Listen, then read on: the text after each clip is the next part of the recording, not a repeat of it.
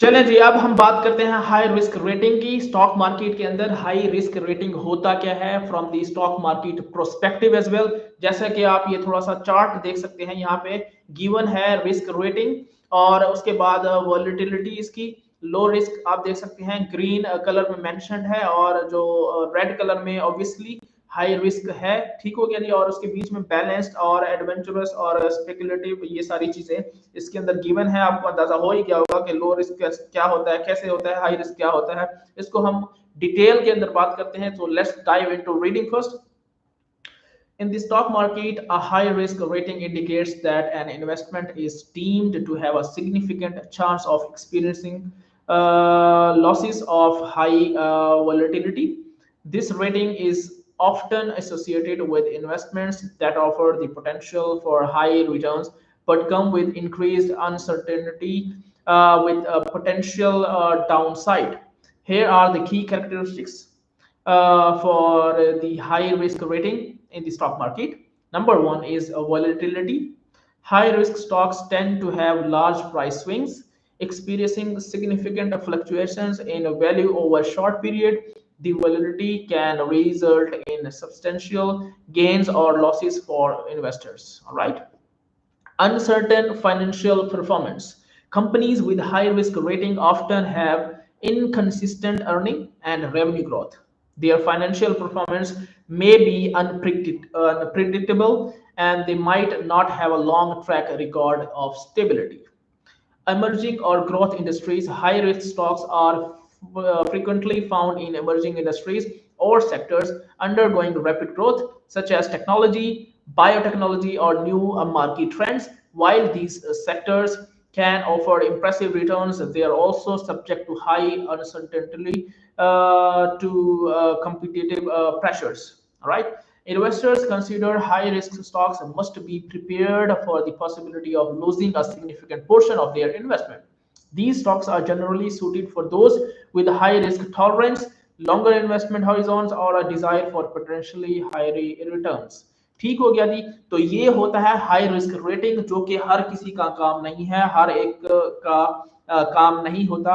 ये सिर्फ वही कर सकते हैं जो बड़ी कंपनी होती है, वेल स्टेबल कंपनी होती है, स्टॉक मार्केट के अंदर अच्छा खासा होल्ड होता है उनके ऊपर, काफी ज्यादा स्टॉक्स उन्होंने लिए होते हैं, सेल और बाय।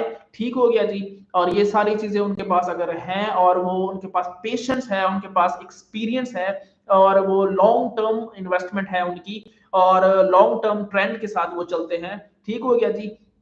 इसके अंदर ये होता है कि फिर वो लोग ये है कि वो प्रिपेयर्ड होते हैं कि हमें इतना लॉस हो सकता है, इतना लॉस नहीं हो सकता, या इतना प्रॉफिट हम कमाएंगे। तो ये काफी रिस्की होता है, हाई रिस्की होता है, जिसकी वजह से इसको कहते हैं high risk rating in stock market. जिसमें आप ये है कि आप काफी ज्यादा इन्वेस्टमेंट की हुई है, बड़ी कंपनी है, उसके अंदर छोटे छोटे लॉस उसको वो मैटर नहीं करते, वो ऑलरेडी कंसीडर कर चुके होते हैं कि फॉर एग्जांपल हमने ये चीज खो दी तो हमें इसमें से ये बचेगा। वो लोग इस हिसाब से चलते हैं, वेल प्लान के साथ चलते हैं और लॉन्ग टर्म जो है हॉरिजॉन्स पे चलते हैं। ठीक हो गया। और ये है कि उनका जो डिजायर होता है कि पोटेंशियली हायर रिटर्न्स पे होता है। ठीक हो गया जी। तो ये बड़े इन्वेस्टर्स ही करते हैं।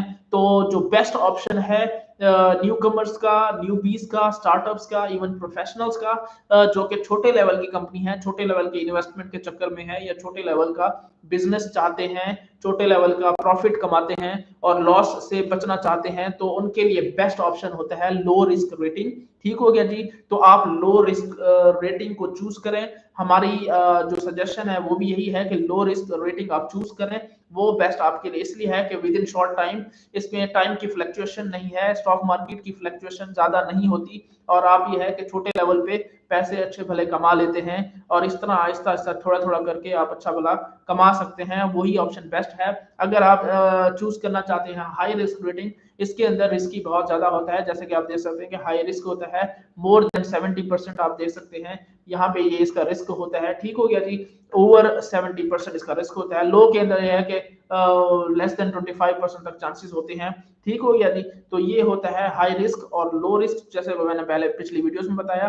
तो ये इनके अंदर डिफरेंस होता है और मैंने आपको बता दिया किसमें आपको चूज करना है, किसको नहीं चूज करना चाहिए, और जो बड़े लेवल के हैं उनके लिए क्या चूज करना चाहिए। जो छोटे इन्वेस्टर्स हैं उनको क्या चूज करना चाहिए, ये सारी चीजें होपफुली मैंने डिटेल में आपको डिस्कस कर दी होगी। मजीद अगर आपको कुछ पूछना है तो आप कमेंट सेक्शन में बता सकते हैं, इनबॉक्स कर सकते हैं।